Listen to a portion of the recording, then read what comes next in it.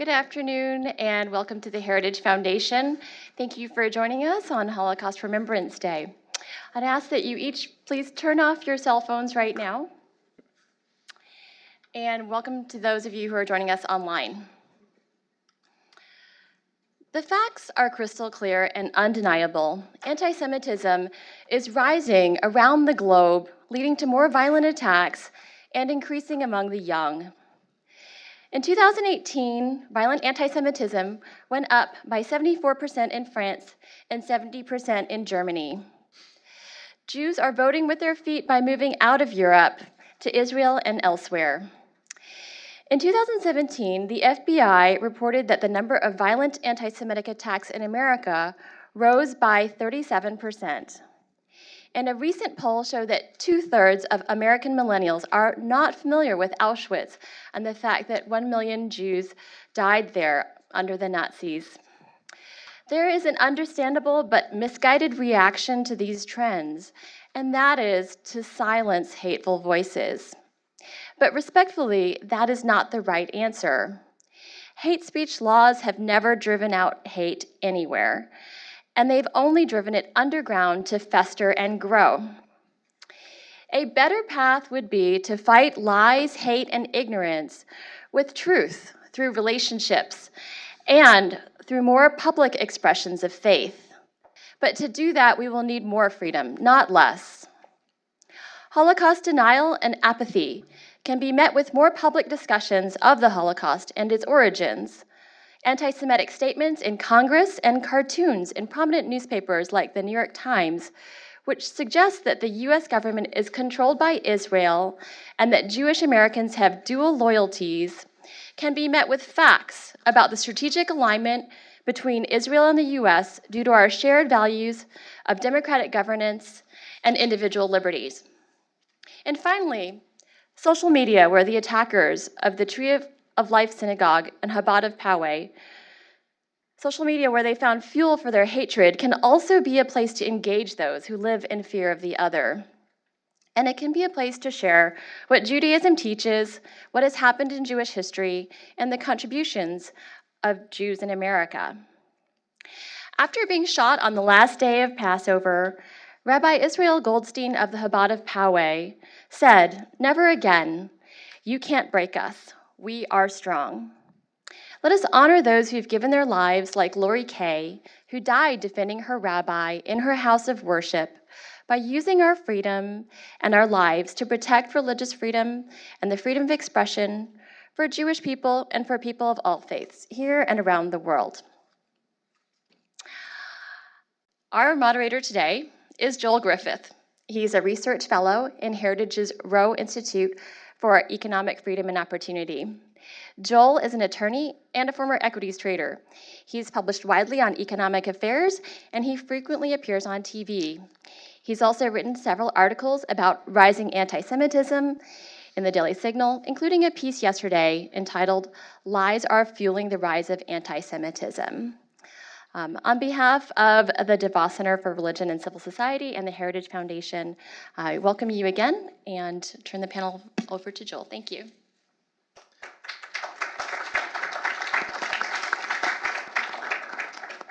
Thank you, Emily, and thank you to the DeVos Center for hosting this today, and to our panelists for all being here to speak on this important topic.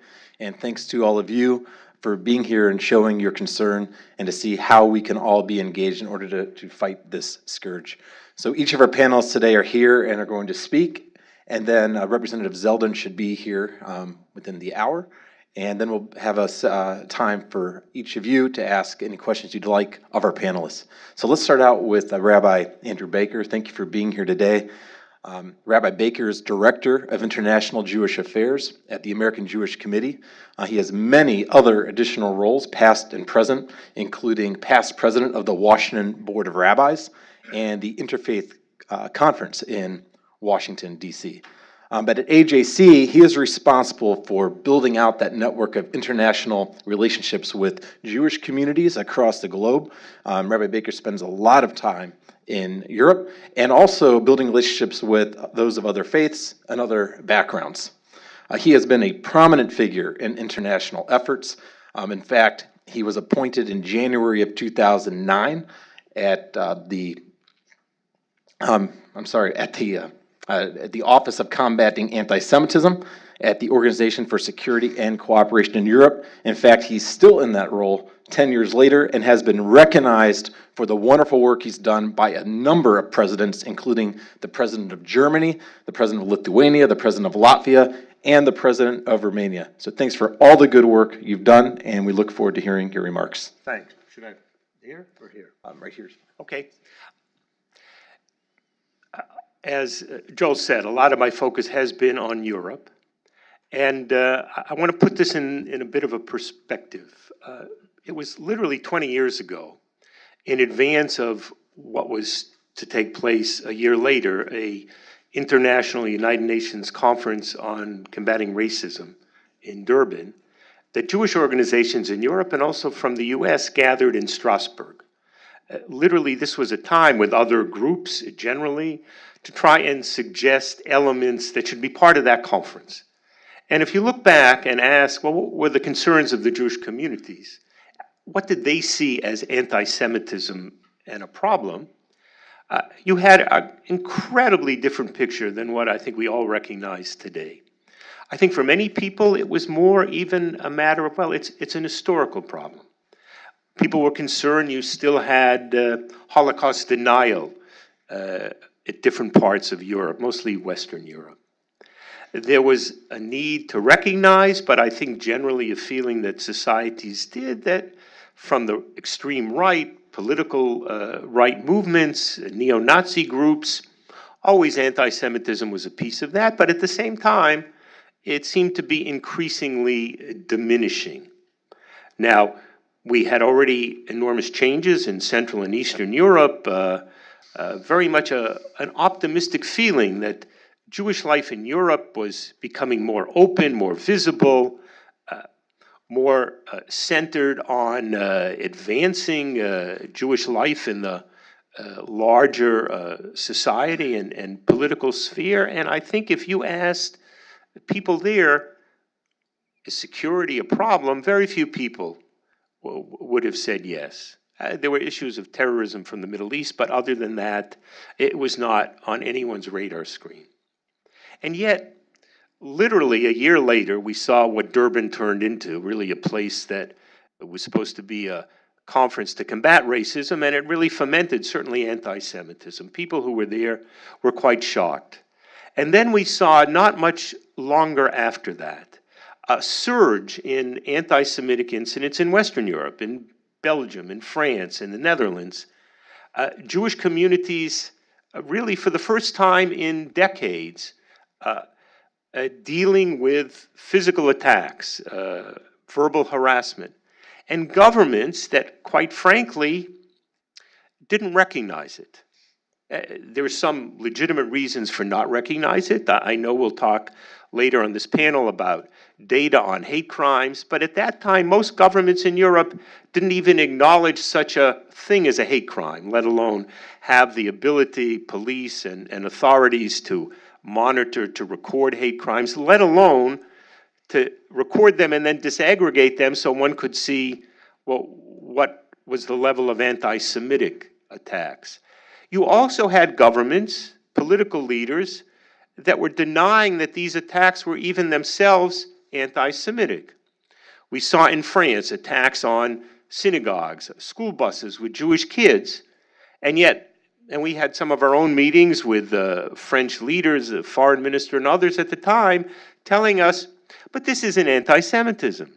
You know, these people are, well, they're motivated by the conflict in the Middle East, as though somehow that explained it, maybe for some even justified it.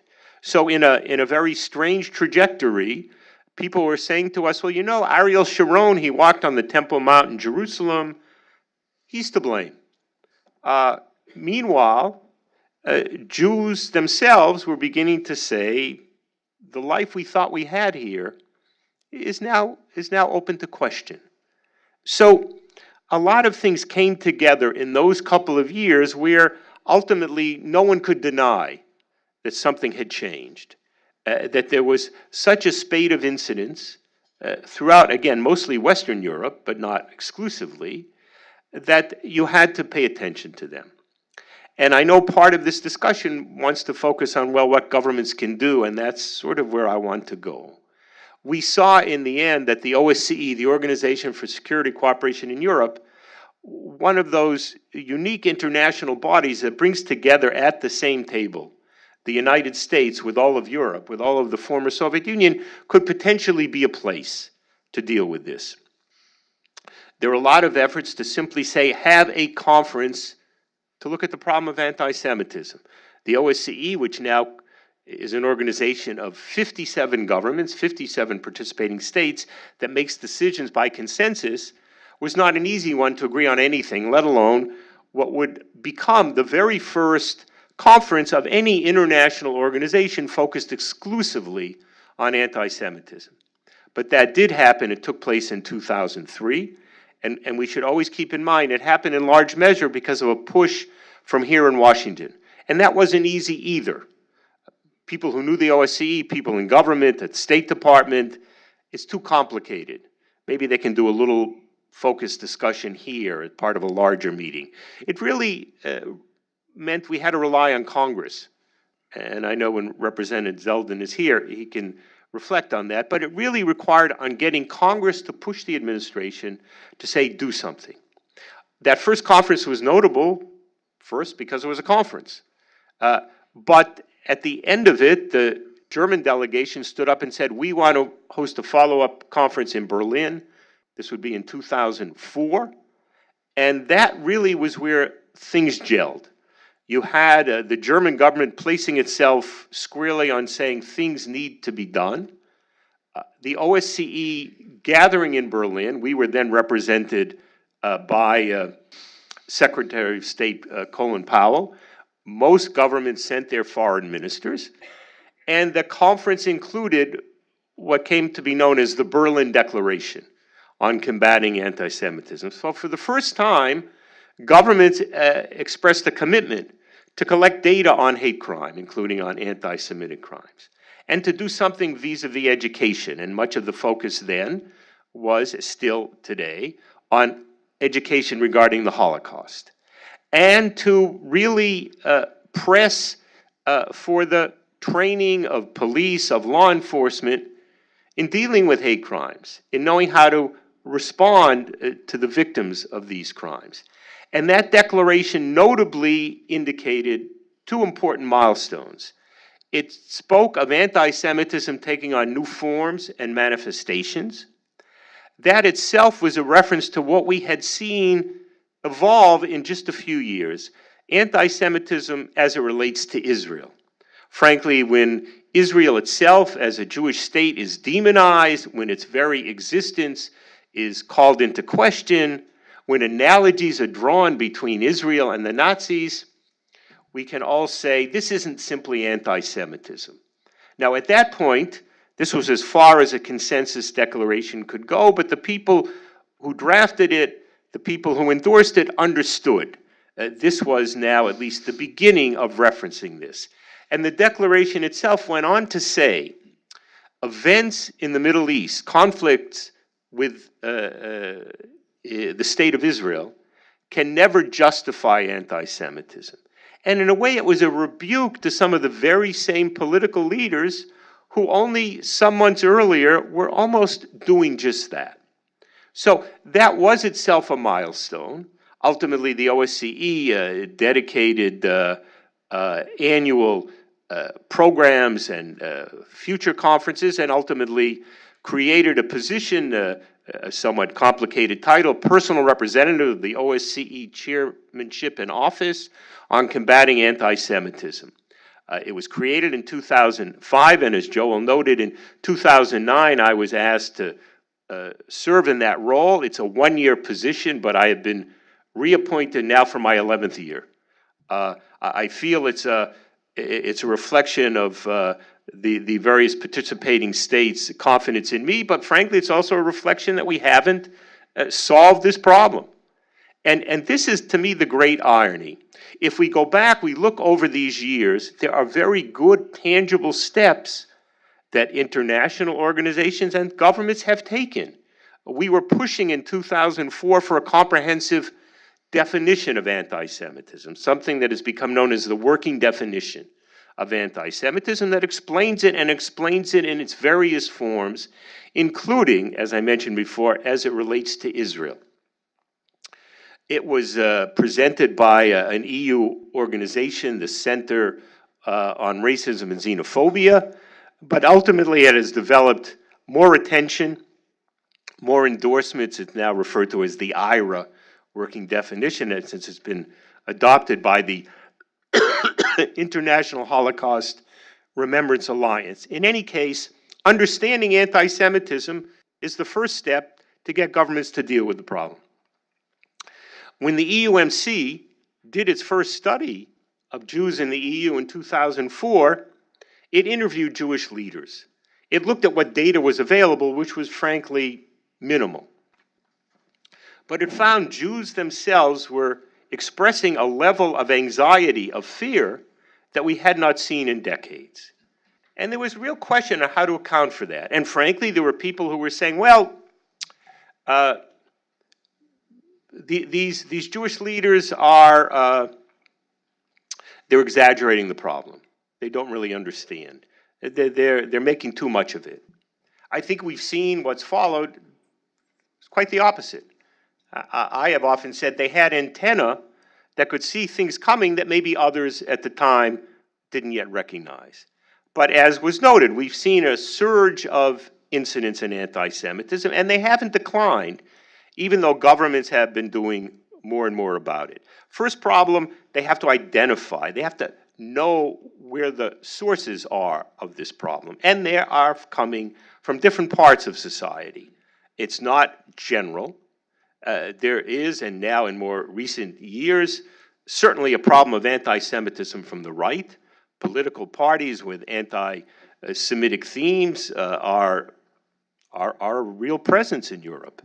And even if we push them back in Central and Eastern Europe 25 years ago, they're returning. And they are significant in Europe as the European enterprise itself begins to wane. But the real issue had been, for a number of Western European countries, anti-Semitism coming from parts of the Arab and Muslim communities. And governments have, some even today, have been unwilling to really recognize this. In some countries, there's even legal restrictions. France's laïcité, secularity laws make it, at least as a government, unable to identify people by religion.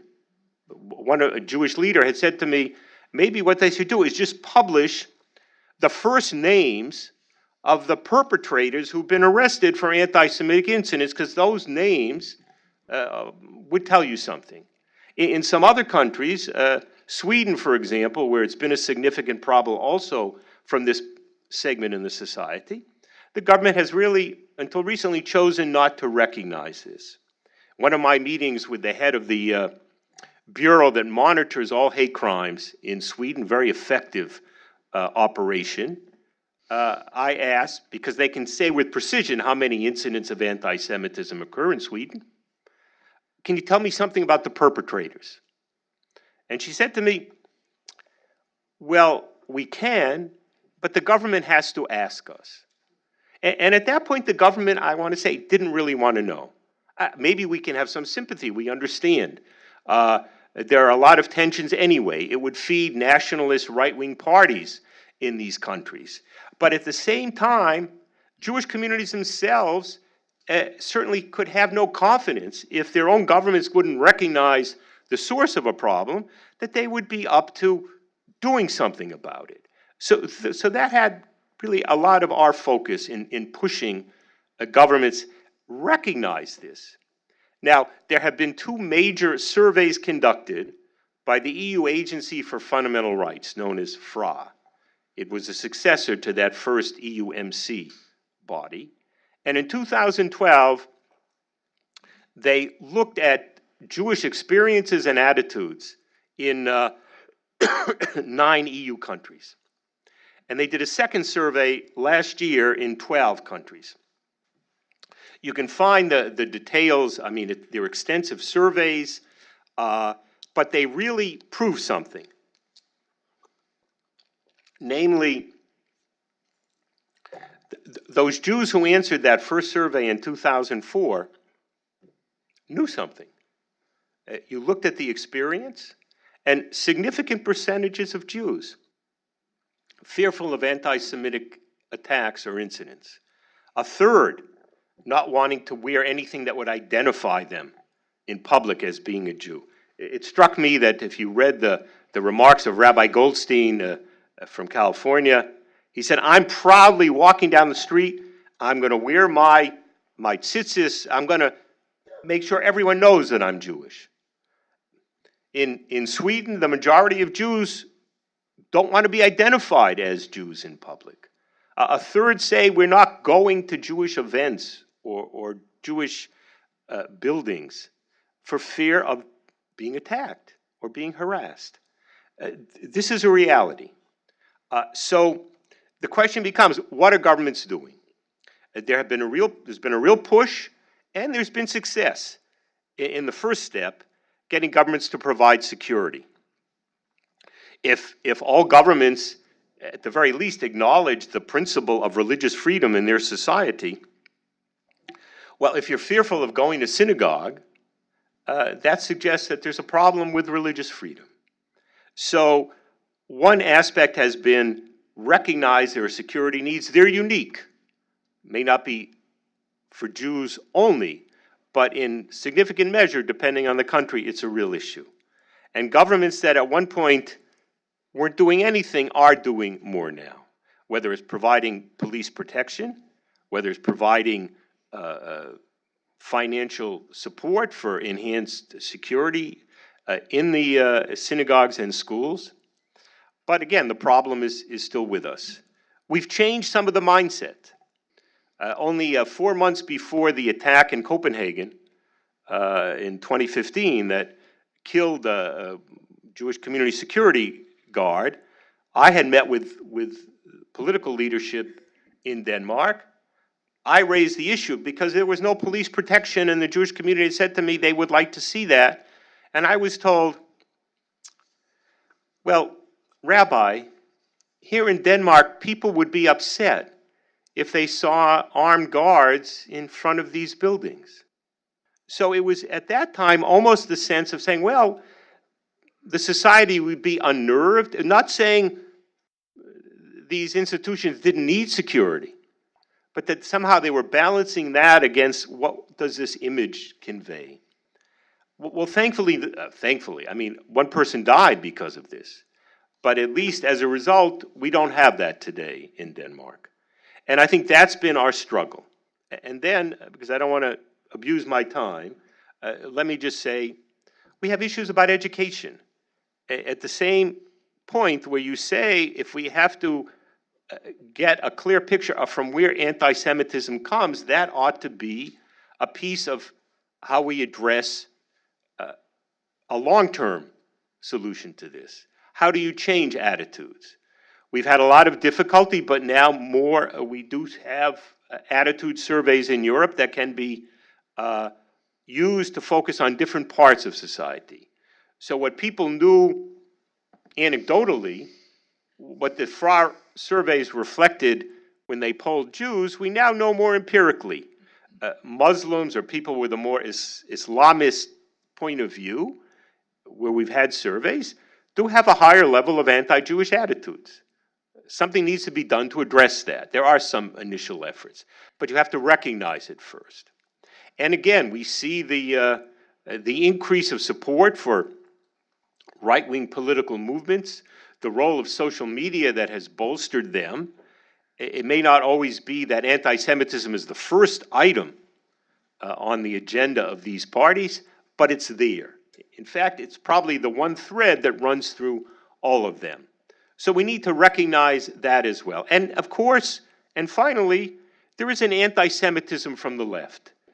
That was what was so important of that piece of the working definition, where Israel somehow becomes the very target, where Israel, as my friend Erwin Cutler human rights lawyer and former Attorney General in Canada, said it's Israel as the Jew among the nations. So the very kind of anti-Semitism that would be expressed about Jews would now be expressed in a way where Israel becomes the personification of this. But that has an impact on attitudes in society. And it's a corrosive impact. It's not just when it comes to rhetoric. It does really make Jews less safe.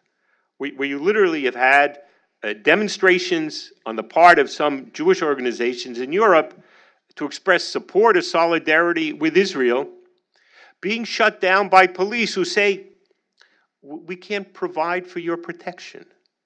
Or where you have demonstrations that may start as a pro-Palestinian, pro-Arab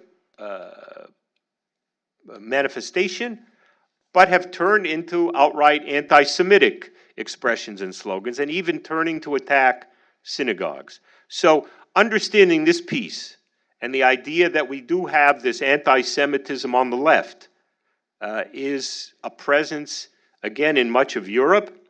The irony, the challenge is that you can look at groups in society, far right, far left, Muslim, Arab populations that otherwise have nothing in common, but what they do have in common is anti-Semitism.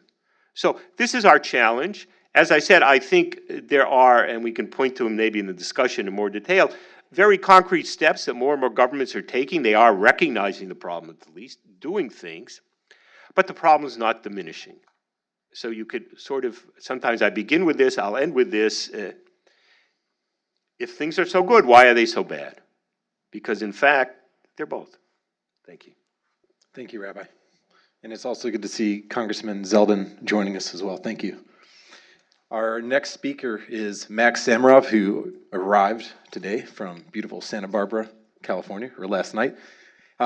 Max graduated from the University of California with a degree in political science and international relations. He began his career interning on Capitol Hill for Democratic Congressman Jerry Nadler, but he moved on to the world of countering anti-Semitism on college campuses. He is currently Executive Director of Research and Strategy at Stand With Us, spends his days researching, but also engaged on the front lines of this. And we have him here today to talk about what that looks like on the college campuses in the United States. Thanks so much, and it's great to be here with you all. So for those of you who don't know, Stand With Us is an international Israel education organization, nonprofit, nonpartisan, 18 offices around the world. We are inspired by our love of Israel, our belief that education is the road to peace, and our commitment to stand up for Israel and the Jewish people when they are attacked or misrepresented. So that's why we educate people of all ages and faiths around the world about Israel, and that's why I'm here with you today. So in the course of my work on campuses, I recently came across the story of Josh Eibelman, a Jewish student at Cornell. You can look his story up in the Allgemeiner. It's called Experiencing Anti-Semitism at Cornell. Like my family, Josh's parents and grandparents faced anti-Semitism in the Soviet Union and left to build a better life, one where their kids wouldn't have to grow up facing the same discrimination and hatred that they did. And we certainly are in a dramatically better place than we were only decades ago. I believe the Jewish people should be proud and hopeful for our future. We are not victims. And yet, despite our strength and vitality, Josh's story illustrates the rising hatred that we are up against. It speaks to the fact that we can't take anything for granted if we want to remain a thriving and empowered community. So let's look at Josh's experiences. In 10th grade, Josh was called a, quote, filthy rat in the Daily Stormer, a vicious neo-Nazi site that frequently targets Jews for online harassment. As a high school senior, his friend Ezra Schwartz was murdered by a Palestinian terrorist for being Jewish. Last year, as a sophomore at Cornell, he saw far-right anti-Semitic posters appear across campus. Later that same year, one of his neighbors told another student that Hitler should have finished killing the Jews. According to Josh, things got even worse during this academic year. Imagine that. 2 weeks after the Tree of Life massacre in Pittsburgh, swastikas appeared across the Cornell campus. Then, a Cornell student called him, quote, Jewish scum on social media. Most recently, Cornell Students for Justice in Palestine, or SJP, launched a boycott, divestment, and sanctions campaign against Israel in the form of student government legislation. While the resolution was ultimately defeated, a lot of damage was done along the way. Josh reports that the BDS campaign included false accusations that Chabad, a non-political Jewish group, was engaging in, quote, shady politics. It also included SJP members accusing their opponents of being, quote, Zios, which is an anti-Semitic slur popularized by the KKK. Josh's story is harrowing and hard to imagine. It certainly does not reflect my experiences as a Jewish student at UC Santa Barbara who graduated 8 years ago. Clearly, things have changed. According to the ADL, incidents of campus anti-Semitism rose by 89% from 2016 to 2017. In 2018, the number of incidents remained at a similarly high level. Josh's story illustrates this trend, and it also reveals the wide range of threats we face on campus and beyond. Modern anti-Semitism comes from three main sources, as Rabbi Baker mentioned: the far right, radical Islamist groups, and the far left. Josh was personally targeted by a neo-Nazi site. His friend was murdered in an act of jihadist terror. He witnessed far-left anti-Semitism in action during the Cornell BDS campaign. To fight these different forms of hate, we have to understand how they manifest. First, let's look at far-right anti-Semitism. Far-right racism in general is partly driven by an anti-Semitic conspiracy theory, which sees Jews as manipulators who use immigrants, people of color, the LGBTQ community, feminists, and others to bring about the downfall or even, quote, genocide of white people.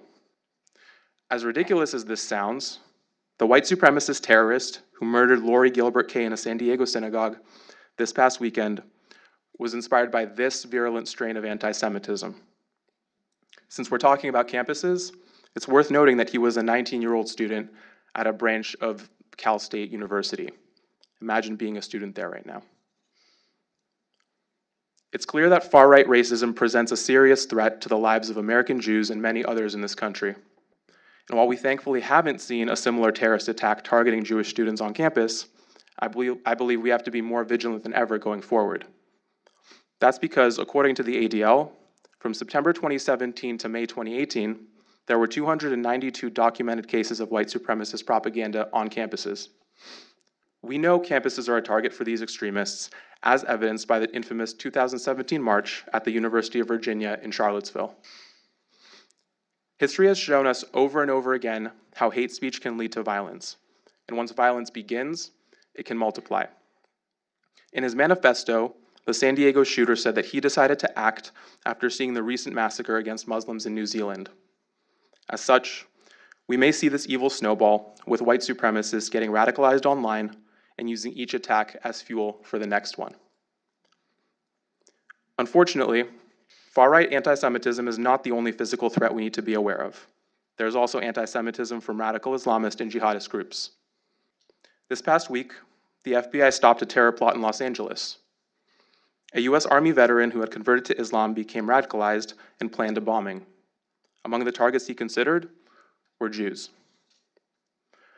While we're fortunate that such terrorists haven't successfully targeted Jewish students before, the danger is there. And even without violence, anti-Semitism from radical Islamists is a problem on campuses. For example, in 2017, at a mosque across the street from UC Davis, University of California, an imam delivered a sermon calling for the annihilation of the Jews. Jewish students asked the administration to speak out about this, but were met with silence. Furthermore, one of the main sources of support for anti-Israel campaigns on campus is an off-campus group called American Muslims for Palestine, or AMP. AMP officials have historic ties to Hamas, and AMP leaders and speakers have also engaged in anti-Semitism, homophobia, denial of the Armenian genocide, and praise for jihadist terrorist groups.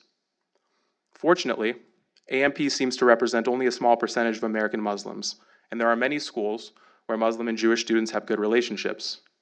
However, there are also campuses where AMP and other extremists have had a deeply harmful influence. If you'd like more info about this, you can look up an article I wrote titled, "Who's Really Driving Grassroots Anti-Israel Activism in America?" While AMP clearly has radical Islamist roots, it also works with other groups that promote far-left anti-Semitism on campus. Far-left anti-Semitism is a unique challenge. On the one hand, this brand of hate is less of an immediate threat to the lives of American Jews than white supremacy or Islamist extremism. And that's good. We certainly don't need more people plotting ways to kill us. On the other hand, this is by far the easiest brand of anti-Semitism to promote on campus. Most students recognize and reject the blatant hatred and violence of white supremacists and radical Islamists. What they often don't recognize, is anti-Semitism masked in the language of anti-racism, social justice, progressivism, and human rights. For me, this is especially personal because many of the far-left anti-Semitic tropes we hear today have their roots in propaganda spread by the Soviet Union starting in the 1960s. The same anti-Semitic regime that my family worked so hard to escape. The Soviets pushed their hate throughout the global left. They compared Zionism, the liberation movement of the Jewish people, to Nazism, a movement which nearly exterminated the Jewish people. They conceived the infamous 1975 Zionism is Racism resolution at the UN. They spread slanderous analogies between Israel, white supremacy, and the apartheid regime in South Africa. They amplified the idea that Jews are colonial intruders in Israel with no rights to a state of their own, rather than an indigenous people who have every right to self-determination in their ancestral home. Throughout these propaganda campaigns, the Soviets relied on classic anti-Semitic imagery, which often echoed Nazi cartoons in style and substance. The aim was to turn the Jewish state into a global symbol of oppression, imperialism, and racism, a symbol of the greatest evils in the world. Today, long after the fall of the Soviet Union, these anti-Semitic ideas still hold sway on far too many campuses. One of the main forces pushing this hate is the global boycott, divestment, and sanctions movement, or BDS, which started right around 2001 with the Durban conference that Rabbi Baker talked about. BDS is a global campaign which seeks to demonize, delegitimize, and isolate Israel in hopes that it will collapse as a Jewish and democratic state. Leading BDS activists have openly stated that this is their goal. BDS targets many different parts of society, but they focus on campuses because that is where future leaders and opinion makers form their views of the world.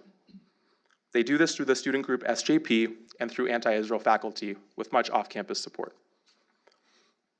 BDS hopes that spreading dehumanizing propaganda on American campuses will erode the foundations of the US-Israel relationship and ultimately lead to Israel's downfall. While campus BDS campaigns are not always well organized, when successful, they can cause lasting damage. When a BDS resolution is introduced to a student government or a BDS referendum is voted on by a student body, it's not just a debate about the Israeli-Palestinian conflict.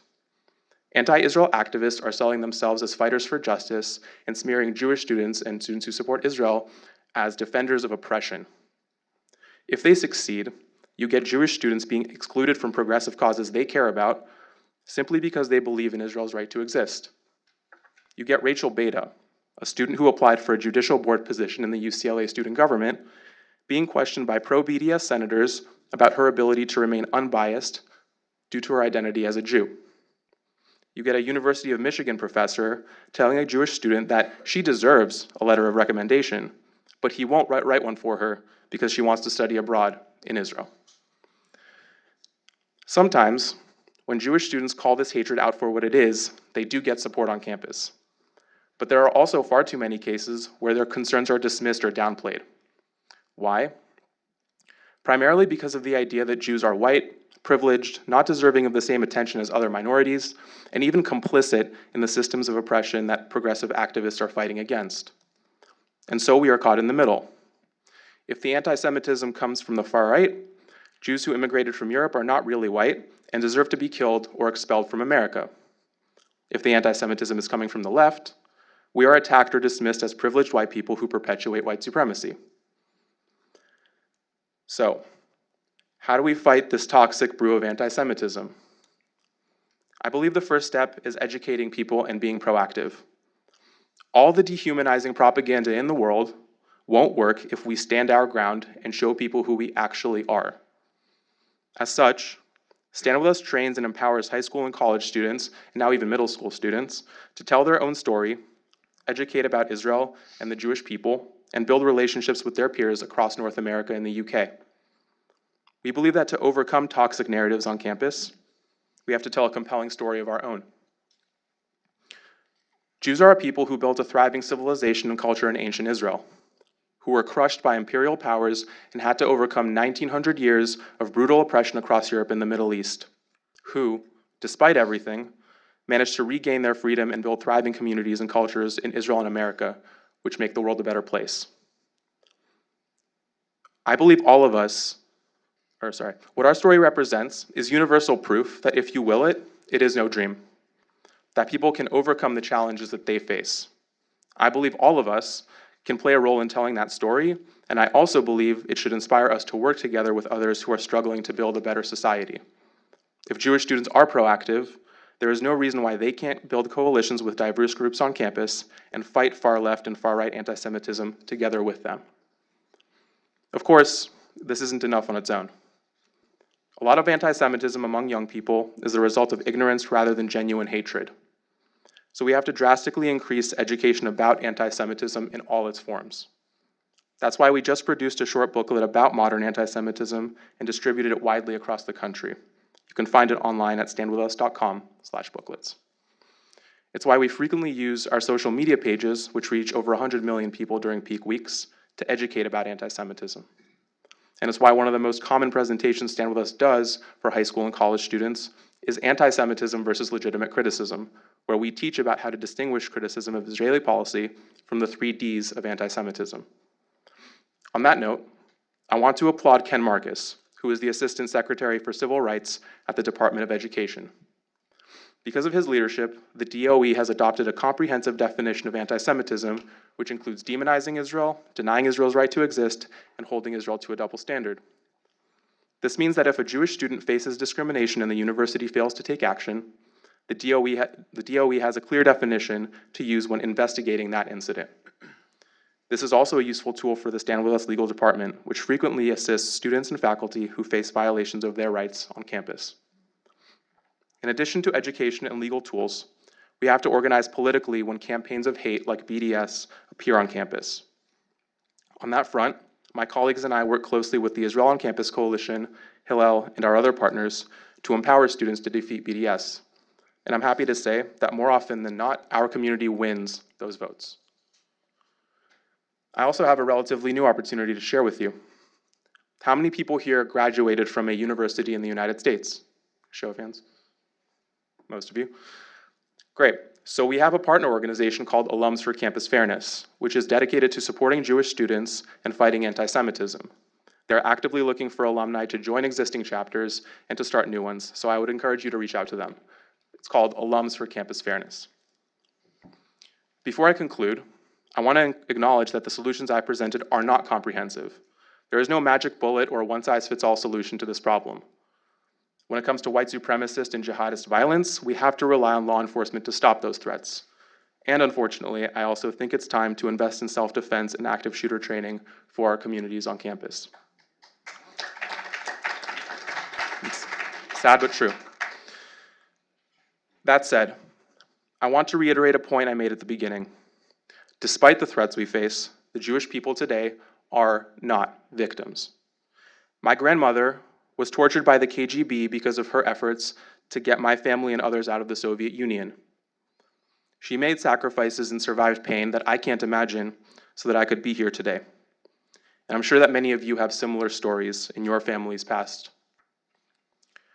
If we can summon even a fraction of the resilience of those who came before us, a fraction of the determination, a fraction of the hope, we will overcome the rising hate we face, just as Israel and the Jewish people have done for so many generations. Thank you, Max.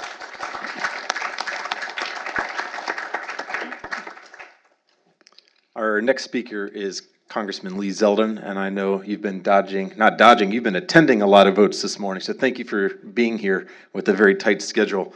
Since taking office in 2015, Congressman Zeldin has quickly become a leading voice for a stronger, more consistent foreign policy.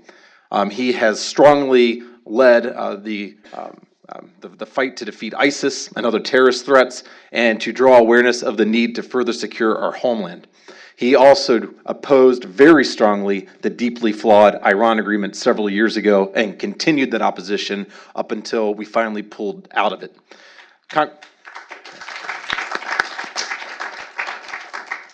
Congressman Zeldin serves on 2 committees in the House of Representatives, Financial Services, and also the House Foreign Affairs Committee. And he's the ranking member, also on the Subcommittee on Oversight and Investigations. Lastly, Congressman Zeldin is one of 2 Jewish Republicans currently in Congress, and he serves as the chair of the House Republican Israel Caucus. That caucus has over 100 members. So thank you for your leadership, and thank you for being here today.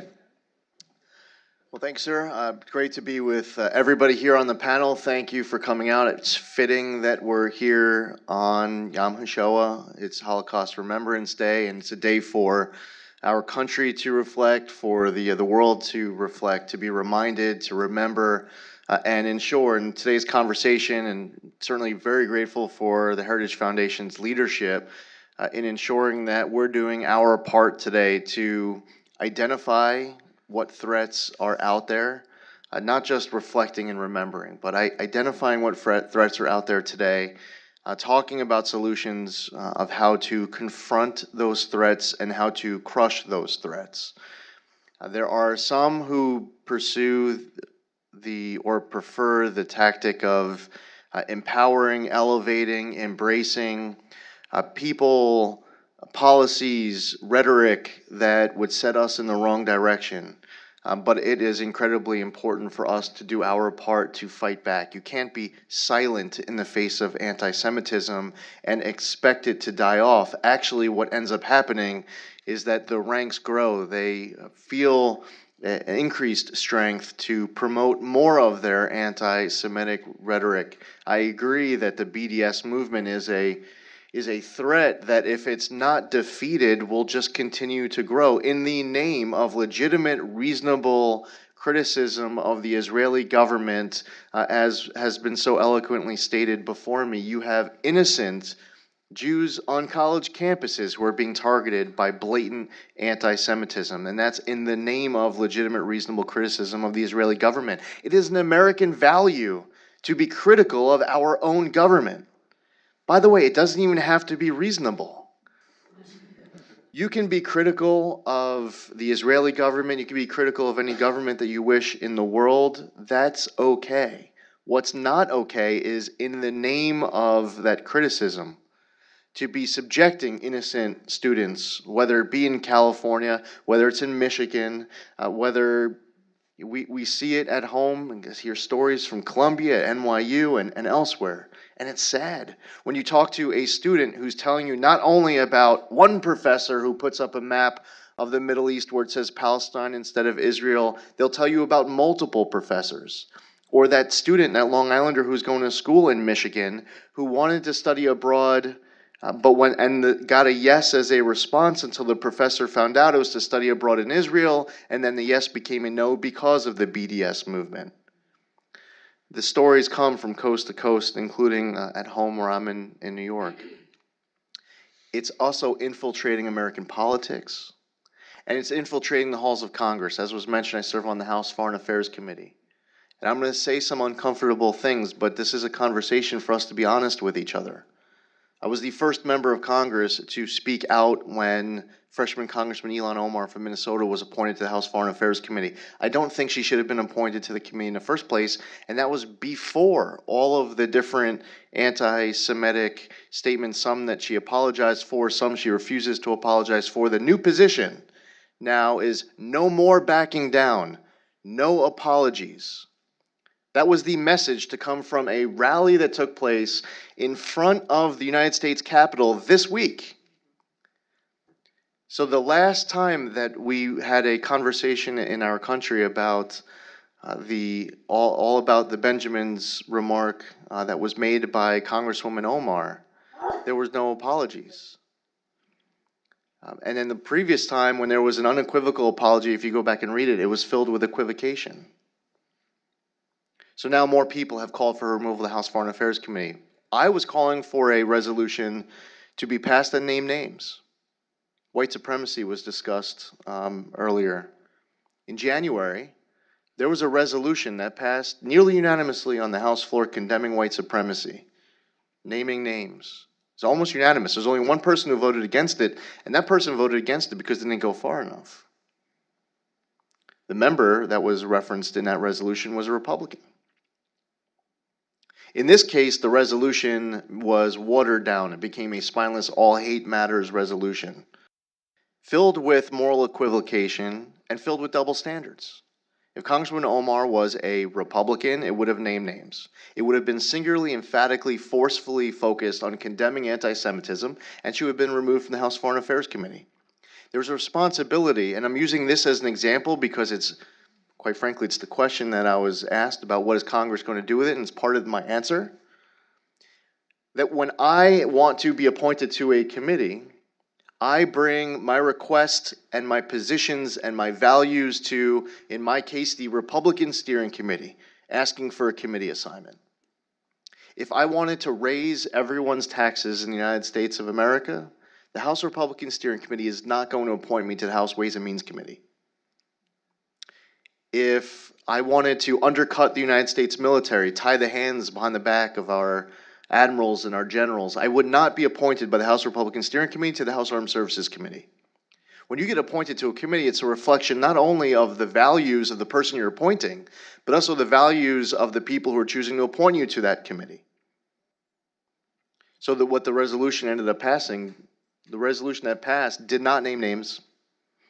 It ended up attempting to go down the world of the very slippery slope world of moral equivocation.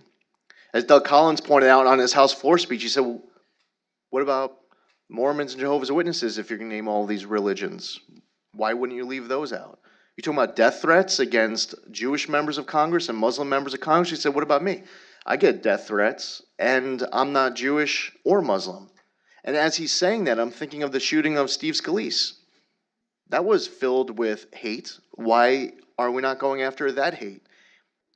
And they ended up submitting a resolution that was marked at 3:28, submitted to the other party at 3:40 for a debate that started at 4 o'clock. And I voted against the resolution because it didn't go far enough, that it didn't name names, that it was spineless and watered down. And by the way, for colleagues who voted yes, I'm not criticizing them. If you read the text, it's text that this room is going to agree on, maybe as text that if you're graduating kindergarten and going to the first grade, that every American should sign off on. We should all read and agree that all of these different things are bad. She's going to do it again. And I am rooting for, and by the way, I recognized in my remarks on the House floor, I recognized Congressman Nadler, Congressman Deutsch, Congressman Gottheimer. You know, it took time in my speech to recognize those on the other side at that moment. Chairman Engel, there are people at that moment who are speaking out publicly to condemn the remarks by name. And I just want to call balls and strikes on this accurately and honestly. When it happens again, we're going to have to really come down on it forcefully. For those members who are going to House leadership, and House leadership is telling them that the play call is not to confront it head on, I'm rooting for those members to be successful in being able to take control of their party. In 2008, 2012, and 2016 at the Democratic National Convention, there was a move to put language into the Democratic Party platform that would have been moving their party in the wrong direction on the issues that we're here focused on. It's going to happen again in 2020. I want those Democrats who get it to be successful in fighting that down. But if they don't confront this now, it's going to be more of a challenge for them to confront next year. The Republicans have been victims of this too on different issues in the past where expectations are set and then you don't deliver. Actually, I like your t-shirt. It says, "You promised, sir." I mean, there's a lot of people in America across the political spectrum who they have expectations and they're disappointed when those expectations are not met, as they should be. Well, there's an expectation that is out there amongst a base on the issues that we're here talking about this morning, who, if they are not confronted successfully now, are going to be looking to run the table to change the Democratic Party platform in 2020. The Labour Party in the UK, the Corbynism of the party, has resulted in now members of parliament saying, this isn't the party I signed up for. Joe Lieberman said on a news interview that I saw him say, this isn't the Democratic Party that I remember. I want them to be, I want a healthy two-party system in our country. I don't want to see a takedown. I happen to be a Republican. I don't want to see a takedown of the Democratic Party where there's one party rule in our country. And by the way, diversity of debate and thought of people is great for our politics, for the policies that come out of Congress. That's good and that's healthy. The BDS movement can use a really important assist by Congress. When you are in charge of a chamber, you can, as the leadership of that chamber, number the first 10 or so bills of the House, of the Senate, and those are your top priority items. Senate 1 was a bill to condemn the BDS movement and to empower states and local governments to be able to take action to fight back against the BDS movement. And also understanding, and it might have been mentioned just before I got here, and I do apologize, I came here right from the House floor as soon as I was able to put my car in the machine and vote. But I heard that we were talking about the founding of BDS. That founder tried to come here just a couple weeks ago. His visa, he went to the airport. He wasn't able to make the trip. I wasn't one of the people who was too disappointed about that. He's blatantly anti-Semitic, and he was coming to spread his hate. There are resolutions, and there is legislation. Resolutions are good to be able to stand together with a strong bipartisan vote and send a powerful message, if the text of your resolution is strongly worded. There's a resolution that was introduced by Brad Schneider. It has bipartisan co-sponsorship. It sends a powerful message as it relates to BDS. For those who are pushing to have it passed, I would say great, but we need to go further than that and actually pass legislation with teeth in it. Let's send a message and do something about it. So as far as policy, what's going on in Congress, there's part of that conversation that's very personal. It's upfront and close battle that I wanted to address with specifically as it relates to a freshman representative, and there's two of them in particular. There are others who tolerate that. I wouldn't say that these other members are anti-Semitic, but they seem to be providing cover. They don't mind those positions, that rhetoric.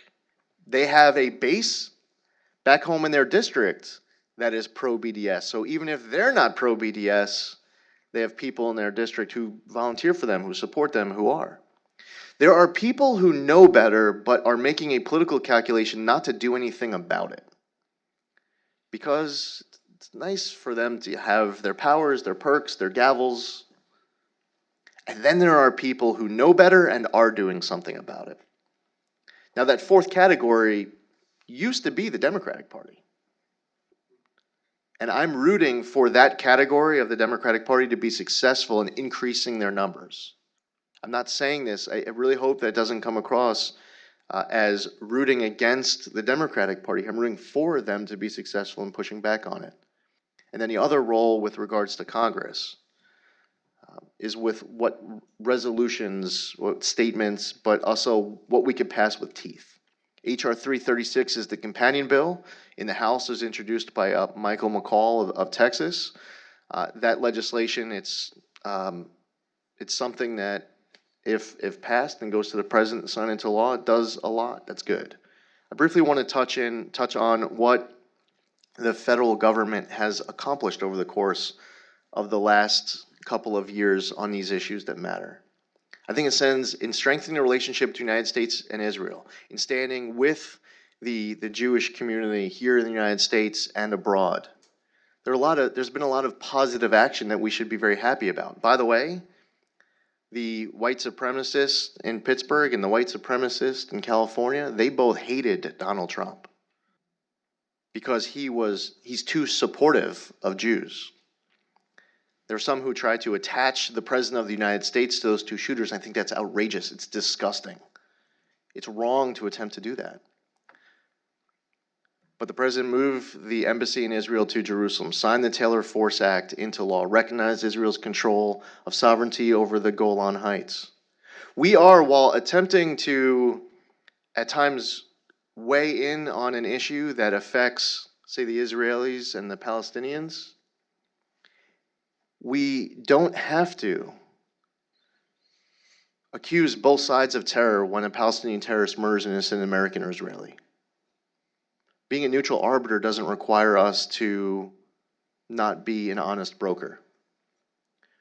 We can just state the fact that Hamas uses innocent women and children as human shields and pay people to get shot. At the United Nations, and Ambassador Haley was doing a fantastic job there leading the way on behalf of the United States and our administration to fight back on anti-Semitism at the UN. And by the way, the State of the Union address, when support was being built in the US for a United Nations, they said we need to combat racism however it rears its ugly form. The next word of that speech, you're trying to decide what did FDR mean by racism? The next word of his speech is Hitler. At the UN right now, they're actually promoting a value base that is the exact opposite of the reason why the United Nations was created in the first place.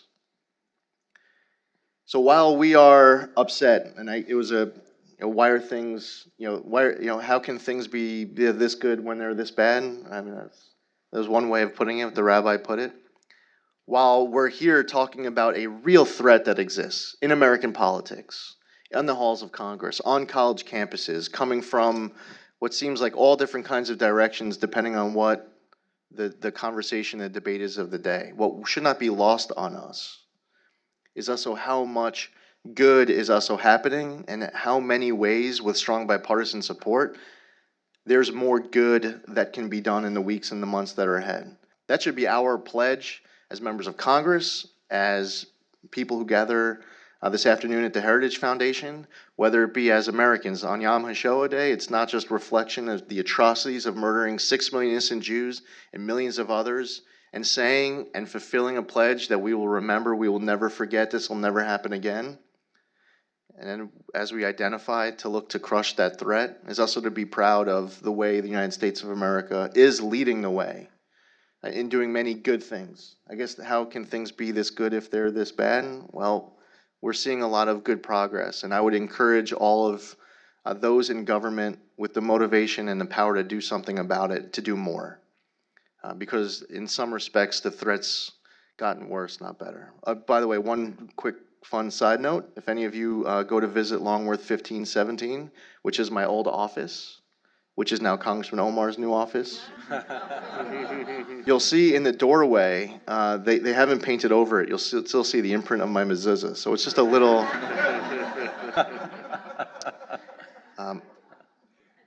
Anyway, I would encourage some of my colleagues who agree with everything that I'm saying but aren't saying anything publicly about it, is to join together, work together, and let them come along for the ride. Lead them as opposed to being led by them, and I'll take America in the right direction.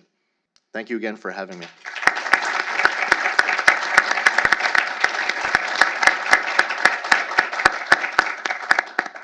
Thank you so much, Congressman. Our next and final panelist is Matthew Nee. Matthew Nee is a veteran political data scientist with WPA Intelligence. He has extensive experience providing consulting to a multitude of candidates on all levels of politics, state and national. He earned 2 graduate degrees from Yale University and uses his background in statistics and psychology and data to create incredible models for candidates. We're here today to hear Matt's perspective on anti-Semitism and how it plays out on both sides of the political spectrum. And thank you for being here today. Thanks, Joel, and thanks, Emily, for putting this on, and thank you, Heritage, for having us and caring about this really important subject. In this talk, I will lay out how anti-Semitism is distributed in American society, how both parties are handling the politics of anti-Semitism, and how we can protect and strengthen norms against anti-Semitism going forward. First, the good news. Jews seem to be well-liked in America. A recent Pew study shows that Jews, Catholics, and Protestants are about equally well-liked, with other religions significantly behind. This is equally true among Democrats and Republicans. Similarly, other studies, such as the NES and other bits of social science, consistently say that Jews are among the most well-liked groups in American society among almost all American subgroups. However, these studies are based on self-reports, so at minimum, they show that norms against anti-Semitism are as powerful as any anti-racist norms we have. And I don't mean norms in the sense of Trump's Twitter. I mean norms like taboos, boundaries that when crossed get you judged and kicked out of polite society. Yes, so this does mean some anti-Semites are hiding their feelings, but this is not a bad place to start. However, as we all know, being well-liked overall does not mean we're safe, as we discovered on Saturday. These norms are slowly being hollowed out. Indeed, the politics of anti-Semitism is largely a battle to enforce these norms, redefine the boundaries of these norms, undermine these norms, or exploit these norms. Which brings me to the bad news. Anti-Semitism is a growing threat in America today. Here it is important to distinguish between anti-Semitic policies and beliefs from anti-Semitic harassments and hate crimes. Anti-Semitic viewpoints work through the political system and must contend with norms. Harassment and hate crimes lie outside the political system and opt to violate norms. The left dominates American political anti-Semitism, while the right wing seems to dominate violent anti-Semitism. According to the FBI, anti-Semitic hate crimes make up 58% of all religion-based hate crimes. High-profile acts of violence in particular are most often committed by white supremacists. But thankfully, violent acts of anti-Semitism are relatively rare. The ADL reports 39 acts of anti-Semitic assault in 2018 and 1,840 nonviolent acts. But what about anti-Semitism as a political problem? It exists on both the right and the left. But right-wing anti-Semitism in the United States has been almost entirely politically marginalized. No one who matters is really standing up for these people. But left-wing anti-Semitism is gaining a foothold and advancing as a true political force. So let's start with right-wing anti-Semitism. As we should, we hear a lot about white nationalists. They certainly commit their share of atrocities. However, no one has really been able to show that they're a political constituency of a meaningful size in this country. They are at most 8,000 Klansmen. Studies indicate that the vast majority of hateful Twitter activity in 2016 was from a relatively small number of accounts. When they try to have rallies, the best they've ever been able to do is a couple hundred people. When they bet on having a giant rally in DC last summer, that was going to be their flagship rally, they got a couple dozen people. And a study found that only 5.6% of white Americans have what could be described as alt-right views, comparable or fewer than a number who think the moon landing is a hoax. Because white nationalism thankfully violates huge taboos in our society, those on the left find it in their political interest to exaggerate the power of these groups and misleadingly suggest Republican leaders are somehow trying to elicit their support. To accomplish this, they allege a slew of everyday words and phrases are dog whistles. But let's call the claim that President Trump is regularly dog whistling to these groups what it is: a conspiracy theory. They're saying Donald Trump is carefully wording his speeches to avoid offending people and sneak in secret messages to a constituency that no one can show exists in significant numbers to ever actually matter. And is a secret Nazi sympathizer, despite his consistently pro-Israel and pro-Jewish policies. Really? And somehow, this is supposed to be part of Republican campaign strategy without anyone in that world spilling the beans. It's incredibly implausible. Others on the left instead claim that criticizing mostly vaguely Jewish billionaires who fund general interest liberal policies are making anti-Semitic claims of Jewish money conspiracies. Yet, so many of these same critics will turn around and decry Sheldon Adelson's pro-Israel spending and seem like that's okay to them. But unfortunately, for Democrats, the usefulness of these attacks is often just too tempting to pass up, even if it's not good for the fight against anti-Semitism. Partisan messaging on anti-Semitism is an excellent amplifier to their attacks claiming that Republicans are bigots. So they can make allegations that create news cycles that feed the larger narratives on white supremacy and anti-Semitism, and then they can pivot to other identity attacks that they like better. This is, again, can be effective, is tempting, but it is also dangerous. Tying the center-right to white nationalist anti-Semitism and portraying the white nationalist movement as politically powerful, despite all of the evidence to the contrary, emboldens white nationalists and stymies coalition building. And spreading the falsehood that President Trump believed there are good Nazis who chant Jews will not replace us certainly does the same. So what about left-wing anti-Semitism?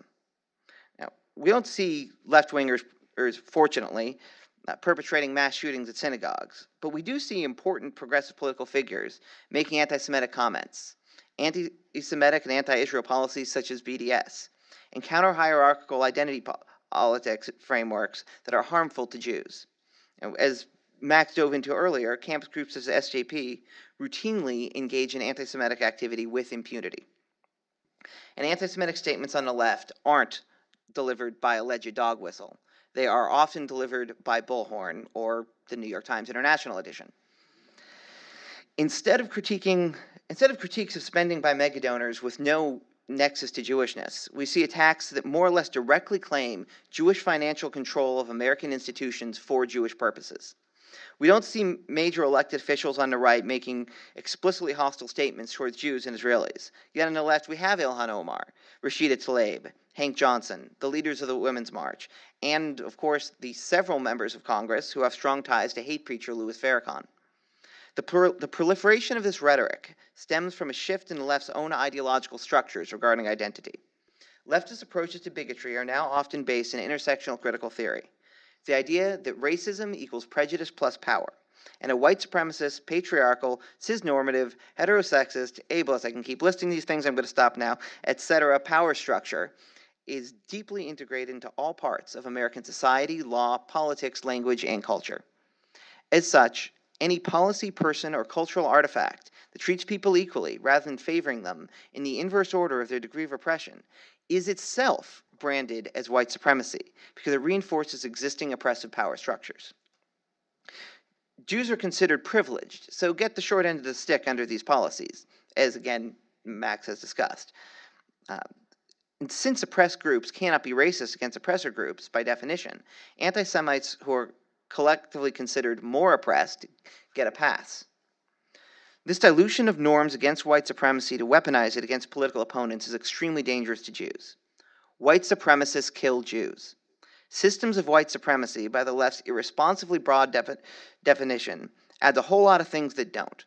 And they can criticize those things. Just don't use that word for it such that it dilutes something that we can all agree on with things that are actually quite controversial. But because they do this, we can't always come together, even on this easy thing, because when people talk about white supremacy, the right is talking about David Duke, and the left is talking about Ben Shapiro. Thus, the left is blind to anti-Semitism that doesn't fit the oppressor-oppressed mold. The demographics of anti-Semitism make this especially dangerous. A large percentage of anti-Semites, especially those on the left, are not white racists and are not even white. The Anti-Defamation League's studies of anti-Semitism, which use a battery of tropes instead of directly asking feelings, consistently show anti-Semitism is far more heavily concentrated in minority communities, particularly Muslim Americans and foreign-born Hispanics. Based on this prevalence data and population numbers from the census, it appears that there are about as many, maybe more, African American and Hispanic anti-Semites in the United States than white ones today. Leftist identity ideology also grows white anti-Semitism as well. There's a real risk of woke white anti-Semitism rising among young progressives. They see Jews as a privileged class that benefits from systems of white supremacy. And as we discussed, this is already contributing to skyrocketing anti-Israel attitudes among these demographics. We're already seeing the Israeli-Palestinian conflict being increasingly shoehorned into racial oppression and colonialism paradigms that make absolutely no sense in the Middle Eastern context. So when Democrats pass resolutions defining anti-Semitism as part of the general parade of anti-minority bigotry, they are conveniently erasing most of their own anti-Semitism problem and leaving only the rights. And here again is where norms come in. If the left succeeds at establishing norms that protect this hatred against Jews, when the leader spewing the hate happens to be part of a group considered more oppressed, then it is open season on Jews for those with the right identities. So what do we do? As I'm not an expert in counterterrorism or law enforcement, I won't pretend to have all the answers regarding anti-Semitic crimes. But politically, the Jewish community and their allies are in what is sometimes a tough spot. To the extent that some wish to work within a Democratic Party, it is necessary to fight the uphill factional fights against this ascendant progressive faction. But Ilhan Omar's total victory in the House is a reminder that these problematic Democrats are well protected by a growing progressive wing that is far more influential than the Jewish community is, even were the Jewish community united, which it isn't. In fact, Omar's anti-Semitism scandal made her the number 10 fundraiser of all House candidates last quarter, raising $832,000. The Act Blue crowd has issued their verdict on targeting American Jews in Israel, and that verdict is that it pays. The most problematic Democratic members of Congress are, unfortunately, in safe seats and seats that are not vulnerable to more centrist primary opponents. So there are few, if any, scalps out there to claim to deter anti-Semitic activity. Ilhan Omar replaced Keith Ellison. Rashida Tlaib has her particular Michigan base in the impeachment card. Hank Johnson has Cynthia McKinney's old seat. And trying to oust CBC members from their heavily protected districts over ties to Farrakhan is simply a non-starter. Thus, anti-Semitism problems in Congress are unfortunately not a failure of democracy, but a reflection of it. And the best that can be done is to isolate and disempower these problematic members before they continue to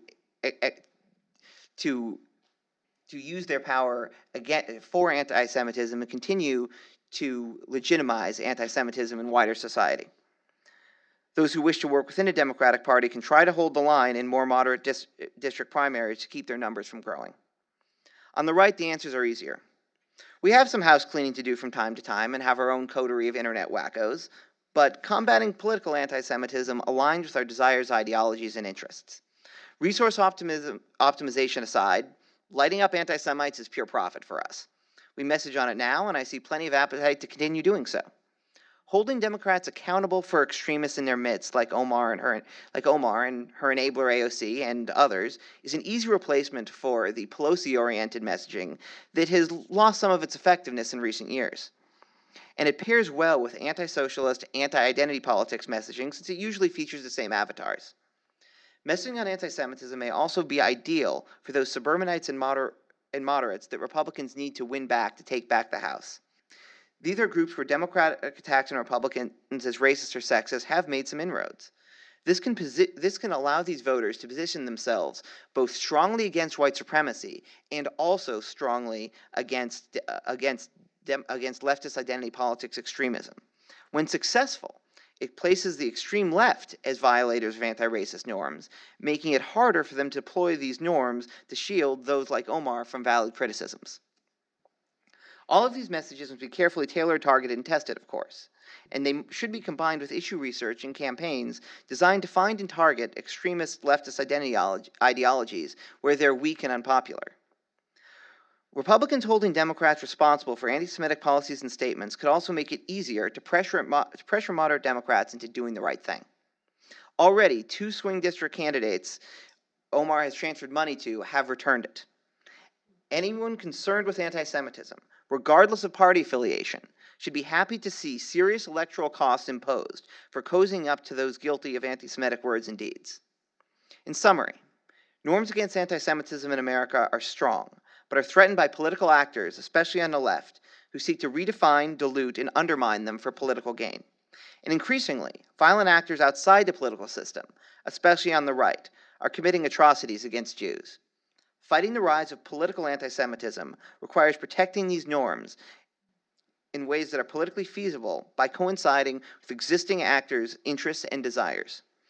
Doing that requires conducting vital research to interrogate these new forms of anti-Semitism and devise messages against them and their supporters. And it requires a commitment to fighting anti-Semitism of all varieties, no matter where it comes from. Thank you.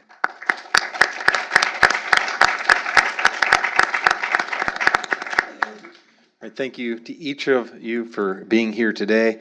Unfortunately, we only have time for 2 questions, so we're going to do those now, and then. But we could talk all day about this, and I would really, really appreciate this in-depth conversation. It's been very helpful. Lady on the front row here, and hold on one second. We're going to get you a microphone. Very briefly, our organization has been for 15 years taking first responders to Israel to train them in counterterrorism, cybersecurity, and school safety. And I actually have about 30 to 40 recommendations from first responders who've been on this program saying how this has enabled them to save lives. And yet we're being boycotted by the BDS movement. And they're systematically doing this, which I won't go into detail about. But my question is for Congressman Zeldin, how can we take on specific BDS efforts that are actually undermining the safety and security of the United States because of training programs like ours and others? What do you recommend? So depending on where your local municipality is, whether it's your state government, the tools that are available to those elected officials where that police department is being wronged, they need to step up and do the right thing. There are, in New York State, for example, even though you have different individuals who are closely aligned with some of the most active liberal groups and individuals that you might know about nationally, New York City Council and in Albany, there have been many positive actions taken to combat BDS where you might be surprised, and it would be important to crush stereotypes and norms by looking at that New York State example. So I would challenge your elected officials and they need to hear from you. It's a constituency, by the way, that also influences elections because you have the firefighters, the police, your families, plus people who aren't firefighters or EMTs or police support stronger public safety.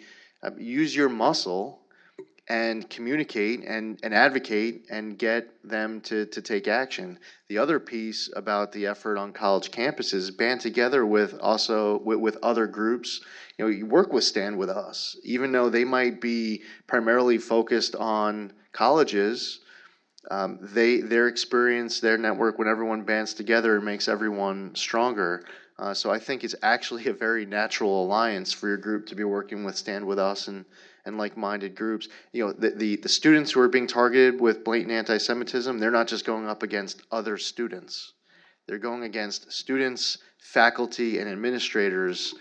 So where you have, if you're FDNY, you're NYPD, and you're motivated, we'll help out those students who are on, the campus of NYU and Columbia, work together and have each other's back.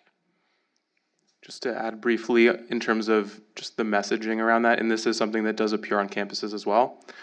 This specific campaign, is actually echoing very old anti-Semitic tropes, which blame Jews for societal problems. In this case, they're saying that Israel and Jewish organizations are to blame, partly at least, for police brutality against people of color in this country.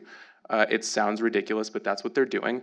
And so part of what we have to do, I think, is to educate people about why that is an anti-Semitic trope, and furthermore, talk about why it's fundamentally against our society's values to scapegoat any minority, be it Jews or anyone else, for societal problems, and how much more difficult that makes it to solve those problems, to come together, to build coalitions to solve those problems. These campaigns are perpetuating the problems they're claiming to fight against. And I think we have to state that very clearly. And the gentleman third row from the back, or sorry, third row from the front. My question relates to what I see as summarizes what's going on politically is the sort of the Corbynization of the Democratic Party. Yes, the right-wing anti-Semitism has always been there and it's been violent, but what potentially is more, I say, troubling or potentially more damaging is the left wing, because it has the credibility and the respectability, be it college professors, college universities, the women's movement, the New York Times, and media critics. And it is this particularly denial, but it seems like from my progressive Jewish friends that this is going on. They still just perhaps, I don't know how you can reach through to them. I don't think the people here need to hear it. I think you're preaching to the choir. But I don't know what you can say about how you communicate this perhaps greater danger to liberal Jews. I'll take it. So one thing I think that's really important, especially with the polarization, the political polarization we're seeing in our society, where people are kind of collecting themselves in tribes, and whenever their tribe gets attacked, they sort of become more inward and defend it almost reflexively, regardless of the substance of the issue. I think the only really effective way to fight back against this anti-Semitism on the left is going to be from people on the left. And so you see an example of that, for instance, with a group called Progressive Zionists of California. It's a grassroots organization of people who were delegates in the California Democratic Party. Some of them voted for Bernie in 2016. Some of them voted for Hillary. It's a diverse group. And they are actively dedicated to fighting anti-Semitism within their own party. And it's those types of efforts that I think are going to have a real impact. Unfortunately, I think in some cases, criticism or attacks on the Democratic Party from the right are, while even if they're, let's say, justified in many cases, they are, it can also have the effect of making people retreat again into their tribe and just reflexively defend. It's tough. It's extremely frustrating because, again, there's real substance and real reasons to criticize, but we also have to be mindful of the practical impact. Are we actually fighting effectively, decreasing it, or inspiring more of this reflexive tribalism? So it's complicated, and I think those types of grassroots organizations are what's could really turn the tide here, multiplying those efforts. If I could just add, though, so on top of many great points that was just made, my conversations that I'll have with colleagues on the other side of the aisle who identify this as a problem and they're highly motivated to want to do something about it. When I and others speak up and apply pressure, they're coming to me directly, privately, and they're saying it's helping their cause in advocating, to Speaker Pelosi, to Steny Hoyer, to get action, to get a vote on something, to make progress, to whether it be making progress in a conversation or actual action. Now, they didn't get what they were looking for with regards to the resolution. It was watered down by others. But I think it's important to, again, call it all out, to be applying max pressure and backing up those Democrats who want to do the right thing, to give them support and encouragement. The other motivator in politics, or maybe the biggest motivator, if you ask people what's your top three priorities, and they want to give you an honest answer, they'll say re-election, re-election, re-election. There are districts. Yes, Congressman Omar is in a district where a Republican is not going to beat her unless you split the Democratic vote like 19,000 ways. Like the math doesn't add up in some of these districts, where AOC is or Rashida Tlaib is and others. These are very Democratic districts, Maxine Waters. But there are over 30 Democrats in districts that were won by Donald Trump in 2016, and they're running again, and they want to keep control of the House. And I would apply to that part of the calculation that, listen, this is not a good idea for us strategically as it relates to the vote. Donald Trump got about 25% of the Jewish vote in 2016. Mitt Romney got about 32%. Ronald Reagan got 40% in 1984. And if you look at the trends, and you want to win Florida, whatever the angles are that work with the person you're talking to, whatever motivates them, you have to appeal to that. And in adding to the point that it is most important for the pressure to come internally within their own party, I would say it's very important for people, even if you're not in that party, to be applying max positive pressure. Just avoid the double standards and the moral equivalency, because that'll get you in trouble, and there's a slippery slope no matter who's engaging. Great, thank you. And thank you all for being here. And let's give a round of applause to the panelists.